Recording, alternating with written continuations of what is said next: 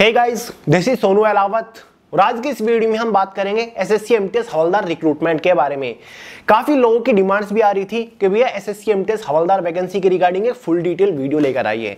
देखिए दोस्तों, इतना तो आप जानते होंगे, इस वैकेंसी के लिए ऑनलाइन फॉर्म 14 जून से स्टार्ट होने वाले थे, लेकिन किसी कारण की वजह से ऑनलाइन फॉर्म स्टार्ट नहीं हुए।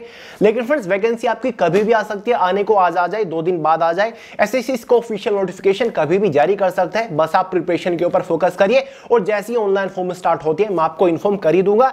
आज के इस वीडियो के थ्रू इस वैकेंसी के रिगार्डिंग अपने सभी डाउट्स क्लियर कर लीजिए। वीडियो को आखिर तक जरूर देखिएगा, क्योंकि दोस्तों बहुत ही अच्छी वैकेंसी है। एमटीएस और हवलदार दोनों ही पोस्ट ग्रुप सी की पोस्ट है। ऑल इंडिया की वैकेंसी है। मेल और फीमेल दोनों ही कैटेगरी कैंडिडेट इस वैकेंसी के लिए एलिजिबल होते हैं। तो आगे इस वीडियो में इस वैकेंसी का डिटेल सिलेक्शन प्रोसीजर तो आपको समझाऊंगा, साथ ही इसके एलिजिबिलिटी क्राइटेरिया के बारे में बात करेंगे। एज लिमिट, एजुकेशन क्वालिफिकेशन क्या रखा जाता है और हवलदार की पोस्ट के लिए फिजिकल एलिजिबिलिटी क्राइटेरिया क्या होता है, मतलब रनिंग, हाइट, चेस्ट, वेट इसमें कितना मांगा जाता है। साथ ही दोस्तों इसके एग्जाम पैटर्न को एकदम डिटेल से डिस्कस करेंगे। इसके एग्जाम का detail syllabus, subject wise, topic wise PDF form में आपको प्रोवाइड करूंगा। सिलेक्शन होने के बाद इन पोस्ट के ऊपर आपको इनिशियल इन हैंड सैलरी क्या मिलेगी, exam centres, job location, job profile के बारे में बात करने वाले हैं। तो दोस्तों, अगर आप इस वैकेंसी को लेकर थोड़े से भी इंटरेस्टेड है, वीडियो को आखिर तक जरूर देखिएगा, क्योंकि आज आपके सारे कंफ्यूजन, सारे डाउट्स क्लियर होने वाले इस वीडियो के थ्रू। तो चलिए फटाफट शुरू करते हैं। और हाँ दोस्तों, ये तो आपको पता ही होगा, वे टू सक्सेस की yearly current affair overdose magazine launch हो चुके हैं, जिसमें हमने लास्ट 12 मंथ्स के सभी मोस्ट इंपोर्टेंट करंट अफेयर्स एकदम डिटेल से कवर किए हुए हैं। दोनों ही लैंग्वेज में अवेलेबल है, इंग्लिश लैंग्वेज में भी और हिंदी लैंग्वेज में भी। दोनों ही बुक का लिंक डिस्क्रिप्शन बॉक्स में, फटाफट परचेज करके तैयारी शुरू कर दीजिए, क्योंकि अब किसी भी एग्जाम में करंट अफेयर से एक भी क्वेश्चन मिस नहीं होना चाहिए। तो चलिए बढ़ते अपनी वैकेंसी की तरफ। दोस्तों, हर साल एसएससी के थ्रू एमटीएस मतलब मल्टीटास्किंग स्टाफ और हवलदार की पोस्ट के ऊपर यह वैकेंसी निकलती है। Last year total number of vacancies 12,000 के आसपास थी। इस बार टोटल नंबर ऑफ वैकेंसीज कितनी होंगी ये अभी क्लियर नहीं है। जब नोटिफिकेशन आएगा मैं आपको इन्फॉर्म कर दूंगा। देखिए दोस्तों, अगर आपका सिलेक्शन होता है एमटीएस की पोस्ट के ऊपर, तो आपको सेंट्रल गवर्नमेंट की बड़ी बड़ी मिनिस्ट्रीज और डिपार्टमेंट ज्वाइन करने का मौका मिलता है, जैसे कि income tax, external affair, election commission of India, home affairs, enforcement directorate, press information bureau, telecommunication, science and technology, cabinet secretariat, department of revenue, ministry of health and family welfare, civil aviation, MSME, ministry of consumer affairs, parliamentary affairs, CBIC, CBN और भी काफी सारे different departments है। और अगर आप selection ले लेते हो हवलदार की पोस्ट के ऊपर, तो आपको ज्वाइन करने का मौका मिलेगा सीबीआईसी मतलब central board of indirect taxes and customs, CBN, CGST, service tax, customs, narcotics, central excise department आपको मिलते हैं, जो कि अपने आप में बहुत ही नामी और बहुत ही बड़े डिपार्टमेंट्स हैं। तो अपने आप में बहुत ही बढ़िया अपॉर्चुनिटी मानी जाती है। अब देखिए दोस्तों, एसएससी के एक ऑफिशियल नोटिस के अकॉर्डिंग इसका जो एग्जाम कंडक्ट कराया जाएगा वो 1 सितंबर से लेकर 29 सितंबर तक कराया जाएगा।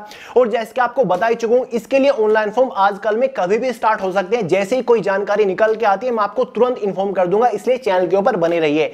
वैसे भी आपको वीडियो के लास्ट में बता दूंगा कि फॉर्म कब तक आ सकते हैं, क्या रीजन चल रहा है, फॉर्म क्यों डिले हो रहे हैं। देखिए दोस्तों, बात कर लेते हैं इसकी फॉर्म फीस के बारे में। जनरल, ओबीसी, ईडब्ल्यूएस वालों के लिए 100 रुपए फॉर्म फीस चार्ज किए जाते हैं। एसटी एससी फीमेल्स के लिए कोई भी फॉर्म फीस चार्ज नहीं किए जाते। एलिजिबिलिटी क्राइटेरिया में सबसे पहले एज लिमिट को डिस्कस करते हैं। जनरल वालों के लिए मिनिमम एज लिमिट 18 ईयर होती है, मैक्सिमम 25 ईयर होती है। एक और एज कैटेगरीज में होती है जिसमें 18 to 27 ईयर एज लिमिट रखी जाती है जनरल वालों के लिए। ओबीसी, एसटी एससी वालों को एज के अंदर रिलैक्सेशन मिल जाता है। ओबीसी वालों को इसमें 3 ईयर मिलता है, एसटी एससी वालों को 5 ईयर का एज के अंदर रिलैक्सेशन देखने को मिल जाता है। एज आपकी कब से कब तक कैलकुलेट होगी, ये डिटेल्ड ऑफिशियल नोटिफिकेशन आने के बाद ही कंफर्म हो पाएगा। एजुकेशन क्वालिफिकेशन में अगर आपने 10th पास किया हुआ है तो आप एलिजिबल है, आप एमटीएस और हवलदार दोनों ही पोस्ट में फॉर्म अप्लाई कर सकते हैं। देखिए दोस्तों, फॉर्म आपको एक ही अप्लाई करना होता है। बस आपको फॉर्म अप्लाई करते टाइम पोस्ट प्रेफरेंस देनी होती है कि मेरी फर्स्ट प्रेफरेंस एमटीएस है, सेकंड प्रेफरेंस हवलदार है। यहां पर आप जॉब लोकेशन को भी प्रेफरेंस दे सकते हो कि मैं फर्स्ट प्रेफरेंस मुंबई एमटीएस को दे रहा हूं, सेकंड प्रेफरेंस में लखनऊ एमटीएस को दे रहा हूं, थर्ड प्रेफरेंस में गुजरात को दे रहा हूं, फोर्थ प्रेफरेंस में इस तरीके से दे रहा हूं हवलदार की पोस्ट के ऊपर। ठीक है, आपके प्रेफरेंस के ऊपर ही आपको इसमें जॉब लोकेशन भी दी जाती है। क्लियर है। फाइनल सिलेक्शन जो होता है वो कट ऑफ के बेसिस पर होता है। दोनों ही पोस्ट की कट ऑफ आपकी अलग अलग बनती है कैटेगरी वाइज, वो सारी डिटेल्स मैं आपको आगे प्रोवाइड करूंगा।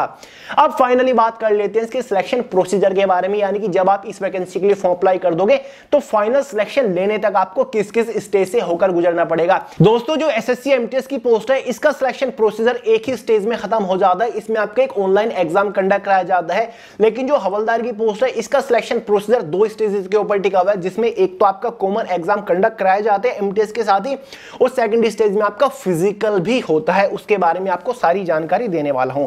एक बार एग्जाम के बारे में बात कर लेते हैं। देखिए दोस्तों, एग्जाम आपका 2 सेशंस में डिवाइडेड है। एग्जाम आपका एक ही दिन कंडक्ट कराया जाता है, जिसमें फर्स्ट सेशन में आपके 2 डिफरेंट सब्जेक्ट्स होते हैं। फर्स्ट सब्जेक्ट जो हमारा होता है वो न्यूमेरिकल एंड मैथमेटिकल एबिलिटी होता है। इससे टोटल 20 क्वेश्चंस आते हैं। एक क्वेश्चन के लिए 3 मार्क्स दिए जाते हैं, इसलिए ये सेक्शन आपका 60 मार्क्स का हो जाता है।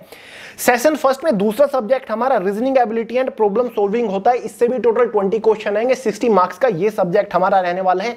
इसी के बेसिस पर सेशन फर्स्ट में टोटल 40 क्वेश्चंस हो जाते हैं और सेशन फर्स्ट 120 मार्क्स का हो जाता है, और सेशन फर्स्ट की जो टोटल टाइम ड्यूरेशन है वो 45 मिनट है। यानी कि इन दोनों सब्जेक्ट को सोल्व करने के लिए, इन 40 क्वेश्चन को सोल्व करने के लिए आपके पास 45 मिनट रहने वाली है। क्लियर है? और सेशन फर्स्ट की सबसे खास बात यह कि इसमें कोई भी नेगेटिव मार्किंग नहीं होती। दोस्तों, सेशन फर्स्ट जो है वो केवल क्वालिफाइंग नेचर होता है, मतलब सेशन फर्स्ट में जो आपको मार्क्स मिलेंगे वो फाइनल कट ऑफ को इफेक्ट नहीं करेंगे। फाइनल कट ऑफ में वो मार्क्स ऐड नहीं होंगे। सेशन फर्स्ट को क्वालिफाई करने के लिए जनरल वालों को 30% मार्क्स लानी होती है, ओबीसी ईडब्ल्यूएस वालों को 25% मार्क्स लानी होती है, एसटी वालों को 20% मार्क्स लाने होते हैं। उसके बाद आपको सेशन सेकंड के क्वेश्चंस दिखने लग जाएंगे कंप्यूटर स्क्रीन के ऊपर। सेशन सेकंड जो है उसमें भी आपके 2 सब्जेक्ट होते हैं, जिसमें से एक आपका जनरल अवेयरनेस होता है। इससे टोटल 25 क्वेश्चन आएंगे। यहां पर भी एक क्वेश्चन के लिए 3 मार्क्स दिए जाते हैं, इसलिए यह सेक्शन आपका 75 मार्क्स का हो गया।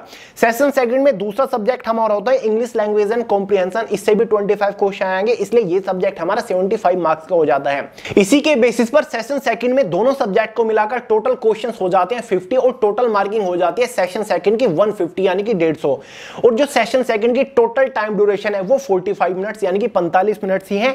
और सेशन सेकंड में आपकी 0.25 मार्क्स की नेगेटिव मार्किंग भी रखी गई है। सेशन सेकंड मोस्ट इंपोर्टेंट है, क्योंकि इन्हीं 150 मार्क्स के बेसिस पर आपको फाइनल सिलेक्शन दिया जाता है। सेशन सेकंड के मार्क्स के ऊपर ही आपकी एक फाइनल कट ऑफ बनेगी आउट ऑफ 150 मार्क्स। क्लियर है? और भाई इस बार यानी कि पिछले साल से 2022 वाले एग्जाम से एक चेंज और किया गया है। इसमें आपको जो क्वेश्चंस है ना वो काफी सारी लैंग्वेज में देखने को मिल जाते हैं। हिंदी इंग्लिश में तो आपको मिलेगा, साथ ही आपके रीजनल लैंग्वेज में भी क्वेश्चंस देखने को मिल जाएंगे। तो एक बड़ा प्लस पॉइंट है एसएससी एमटीएस एग्जाम के साथ इस बार से। इसके एग्जाम के बारे में बात करें तो इसका सिलेबस भी आपको प्रोवाइड करा दूं। दोस्तों, इस एग्जाम का detail syllabus subject wise topic wise PDF form में मैंने way to success official Telegram channel के अंदर प्रोवाइड करा दिया है।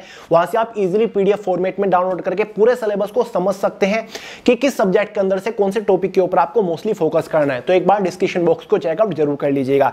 और बेस्ट बुक के बारे में आपको पता ही है, करंट अफेयर की बुक ऑलरेडी लॉन्च हो चुकी है। साथ ही मैथमेटिक्स की भी हमने बुक लॉन्च कर दिया, जिसमें से एक हमारी कॉन्सेप्चुअल बुक है मैथमेटिक्स ब्रीफ, साथ ही एक मैथमेटिक्स ऑब्जेक्टिव है। दोनों बुक को अच्छे से कवर कर लीजिएगा, किसी भी एग्जाम में इनसे बाहर क्वेश्चन नहीं बनेगा। दोनों बुक का लिंक डिस्क्रिप्शन बॉक्स में परचेज करके धुआंधार तैयारी शुरू कर दीजिए। और आपको पता है लगातार 11 दिन से ट्रेंडिंग में चल रही है फ्लिपकार्ट के ऊपर दोनों की दोनों बुक। देखिए दोस्तों, एमटीएस की जो पोस्ट है ना उसमें केवल एग्जाम ही कंडक्ट कराया जाएगा और कोई स्टेज नहीं होगी। फाइनल कट ऑफ लगने के बाद आपका सिंपल डॉक्यूमेंट वेरिफिकेशन होता है, वो ज्यादा मैटर नहीं करता। लेकिन जो हवलदार की पोस्ट है ना सेकंड स्टेज में आपका फिजिकल होगा। पहले एमटीएस की पोस्ट के बारे में बात कर लेते हैं। जैसे आपका एग्जाम हो जाता है ना, सेशन सेकंड के मार्क्स के बेस पर एक कट ऑफ बनती है। 150 मार्क्स का आपका सेशन सेकंड था। हवलदार की पोस्ट की कट ऑफ अलग रहेगी, एमटीएस की पोस्ट की कट ऑफ अलग रहेगी। और ये जो कट ऑफ होती है ना स्टेट वाइज जाती है एमटीएस की पोस्ट के ऊपर, ठीक है। हवलदार या फिर MTS state wise cut off बनती है कि उत्तर प्रदेश की, गुजरात की, इस टाइप से, ठीक है ना। तो भाई कैटेगरी वाइज भी आपकी कट ऑफ रहेगी। जिस भी कट ऑफ में आप फिट बैठोगे, अगर आप एमटीएस की कट ऑफ में फिट बैठ रहे हो तो एमटीएस की पोस्ट आपको मिलेगी। हवलदार की पोस्ट के ऊपर फिट बैठ रहे हो तो हवलदार की पोस्ट आपको मिलने वाली है। क्लियर है? अगर ऐसा हो गया कि आपके मार्क्स काफी अच्छे हैं और आप दोनों ही पोस्ट की कट ऑफ में फिट बैठ रहे हो तो आपकी प्रेफरेंस के अकॉर्डिंग आपको पोस्ट दी जाती है। क्लियर है? अगर आप हवलदार की पोस्ट की कट ऑफ में फिट बैठ रहे हो तो आप हवलदार की पोस्ट का जो सेकंड स्टेज है, जो फिजिकल है, उसके सिलेक्शन प्रोसीजर का हिस्सा बना रहोगे। क्लियर है? अगर आप केवल एमटीएस की पोस्ट को क्वालिफाई कर पाए हो तो वहां पर आपको फाइनली सिलेक्शन दे दिया जाएगा, आपका फाइनल सिलेक्शन हो जाएगा। लेकिन हवलदार की पोस्ट के ऊपर सेकंड स्टेज भी है। अब सुन लीजिए, इसमें सबसे पहले आपकी वॉकिंग होने वाली है। मेल कैंडिडेट्स के लिए 1600 मीटर की वॉकिंग मतलब चलना होगा 15 मिनट में, कर लोगे आप। फीमेल कैंडिडेट्स के लिए 1 किलोमीटर की वॉकिंग है, मतलब चलना होगा 20 मिनट में, आपको कर लोगे। पेस्ट फिजिकल स्टैंडर्ड टेस्ट जिसमें आपकी मेजरमेंट्स होती है। मेल कैंडिडेट्स के लिए जो हाइट रखी गई है ना वो 157.5 सेंटीमीटर रखी गई है और 5 सेंटीमीटर की रिलैक्सेशन भी है एसटी और गौर खास कैटेगरी को। फीमेल कैंडिडेट्स के लिए जो हाइट रखी गई है वो 152 सेंटीमीटर रखी गई और साइड 2.5 का रिलैक्सेशन भी है फीमेल कैंडिडेट्स को हाइट में। वेट फीमेल कैंडिडेट्स का मिनिमम 48 केजीज होना चाहिए। क्लियर है? तो आप क्वालिफाई कर जाओगे, बहुत बड़ी बात नहीं है। मेल कैंडिडेट्स के यहां पर चेस्ट की मेजरमेंट जो है वो मिनिमम 81 सेंटीमीटर है और 5 सेंटीमीटर का एक्सपेंशन मतलब फुलाव आपको चेस्ट में देना होगा, जिसके बाद आपकी चेस्ट कम से कम 86 सेंटीमीटर तो हो जानी चाहिए। ये आपका पूरा फिजिकल है। इसी के साथ डॉक्यूमेंट वेरिफिकेशन होगा सिंपल सा, जिसमें आपको अपने सभी ओरिजिनल डॉक्यूमेंट वेरीफाई करानी होती है। साथ ही एक डॉक्यूमेंट की सेल्फ अटेस्टेड फोटोकॉपी वहां पर सबमिट करानी होती है। कुछ पासपोर्ट साइज भी ले जानी होती है फोटो। जब फिजिकल का एडमिट कार्ड आएगा उस पर सारी इंफॉर्मेशन आपको मिल जाती है। वैसे नोटिफिकेशन में भी दे रखी होती है कि कौन कौन से डॉक्यूमेंट्स आपको ले जाने हैं। अब दोस्तों अगर आप फिजिकल को क्वालिफाई कर लेते हो उसके बाद हवलदार की पोस्ट के ऊपर फाइनल कट ऑफ बनेगी। ये कट ऑफ आपके सेशन सेकंड मार्क्स के बेसिस पर रहेगी। 150 मार्क्स में से ये कट ऑफ एक बार दोबारा से फिर से बनेगी। अगर आप उस कट ऑफ को भी क्वालिफाई कर लेते हो तो फाइनली हवलदार की पोस्ट के ऊपर आपका सिलेक्शन हो जाएगा। अब सवाल ये उठता है कि भैया ये कैसे पता चलेगा कि हमें कौन सा डिपार्टमेंट मिलेगा हवलदार की पोस्ट के ऊपर या फिर एमटीएस की पोस्ट के ऊपर हमें कौन सा डिपार्टमेंट मिलेगा। देखिए दोस्तों, फाइनल कट ऑफ बनने के बाद एक प्रेफरेंस लिस्ट निकलती है जहां पर आपको पोस्ट प्रेफरेंस देनी होती है, डिपार्टमेंट की प्रेफरेंस देनी होती है कि मेरी फर्स्ट प्रेफरेंस ये डिपार्टमेंट है, सेकंड प्रेफरेंस मेरी इलेक्शन कमीशन ऑफ इंडिया है, थर्ड प्रेफरेंस मेरी इनकम टैक्स है। ठीक है, ऐसे प्रेफरेंस देनी होती है। और जो एक फाइनल कट ऑफ बनती है ना, ये आपकी डिपार्टमेंट वाइज भी बनती है कि भाई इनकम टैक्स की एमटीएस की पोस्ट के ऊपर जनरल वालों की कट ऑफ ये है, ओबीसी वालों की कट ऑफ ये है, एसटी ईडब्ल्यूएस वालों की कट ऑफ ये है। जिस भी कट ऑफ में आप फिट बैठोगे आपकी प्रेफरेंस के अकॉर्डिंग उसी डिपार्टमेंट के अंदर आपको फाइनल पोस्टिंग दी जाती है। आई होप क्लियर हो गया होगा। तो सब कुछ मैटर करता है सेशन सेकंड एग्जाम में आपकी परफॉर्मेंस कि कितनी अच्छे मार्क्स आप लेकर आए हो। जितने अच्छे मार्क्स आपके होंगे आपकी पसंदीदा पोस्ट मिलेगी, आपको पसंदीदा डिपार्टमेंट देखने को मिलेगा एमटीएस या फिर हवलदार की पोस्ट के ऊपर। अब फाइनली बात कर लेते हैं सिलेक्शन होने के बाद इन पोस्ट के ऊपर आपकी इनिशियल इनहेंड सैलरी क्या रहेगी। देखिए दोस्तों, ग्रुप सी की पोस्ट है, ग्रेड पे भी ठीक ठाक है, तो दोनों ही पोस्ट के ऊपर सिलेक्शन होने के बाद आपकी इनिशियल इनहेंड सैलरी 30,000 के आसपास रहेगी with all and extra allowances. और हर साल सैलरी में आपको एक अच्छा खासा इंक्रीमेंट भी देखने को मिलता रहेगा। सैलरी आपकी इससे थोड़ी ज्यादा ही रहेगी क्योंकि आपको पता होगा पिछले साल से डियरनेस अलाउंस भी 38% कर दिया बेसिक सैलरी का, तो सैलरी आपकी डेफिनेटली इंक्रीज ही हुई है। जॉब लोकेशन के बारे में बात करें तो भाई ये एक बड़ा प्लस पॉइंट बन चुका है एसएससी एमटीएस की वैकेंसी का, क्योंकि जॉब लोकेशन भी आपकी प्रेफरेंस के अकॉर्डिंग आपको मिलती है। जब आप इसको ऑनलाइन फॉर्म अप्लाई कर रहे होंगे आपके पास एक ऑप्शन रहता है जहां पर आपको प्रेफरेंस देनी होती है कि मेरी फर्स्ट प्रेफरेंस भाई एमटीएस लखनऊ है, सेकंड प्रेफरेंस मेरी हवलदार अहमदाबाद है, थर्ड प्रेफरेंस मेरी हवलदार दिल्ली है, फोर्थ प्रेफरेंस मेरी एमटीएस की पोस्ट के ऊपर मुंबई है। इस तरीके से आपको प्रेफरेंस देनी होती है। फिर आपके मार्क्स के बेसिस पर ही आपको जॉब लोकेशन इसमें दी जाती है। आपकी प्रेफरेंस के बेसिस पर जॉब लोकेशन दी जाती है। आपने फर्स्ट प्रेफरेंस दे रखी है, उसके अकॉर्डिंग आपको जॉब लोकेशन दी जाती है। ठीक है, तो आपकी प्रेफरेंस के चॉइस के बेसिस पर आपको जॉब लोकेशन देखने को मिल जाती है। एक बड़ा प्लस पॉइंट मुझे लगा। जो प्रोफाइल के बारे में बात करें, ये तो आपको पता ही है, एमटीएस की पोस्ट है, मल्टीटास्किंग स्टाफ की पोस्ट है। जो शुरुआत में मैंने आपको सेंट्रल गवर्नमेंट की इतनी बड़ी बड़ी मिनिस्ट्रीज और डिपार्टमेंट्स गिनाए, इन सभी डिपार्टमेंट्स के ऑफिस सेक्शन के अंदर रहकर आपको मल्टीटास्किंग स्टाफ का काम करना होता है, जहां पर जो बड़े स्टाफ के लोग हैं, जो बड़े एम्प्लॉय हैं या फिर जो आपके ऑफिसर्स हैं, आपको उनके अंडर रहकर काम करना होता है। एक तरीके से उनको असिस्ट करना होता है, फाइलिंग वगैरह का, फैक्स वगैरह का आपको काम करना होता है, रिकॉर्ड मेंटेनेंस का आपको काम करना होता है, कई बार आपको बेसिक कंप्यूटर का काम भी करना होता है। तो भाई ये आपका बेसिक सा काम होता है। हवलदार की पोस्ट की जो प्रोफाइल के बारे में बात करें तो फ्रेंड्स, इस पोस्ट के ऊपर रहकर आपको डिपार्टमेंट के अंदर डिसिप्लिन मेंटेन करना होता है। दोस्तों, जैसे कि किसी भी स्टेट पुलिस कांस्टेबल का काम होता है, सेम ऐसा ही काम आपको करना होता है।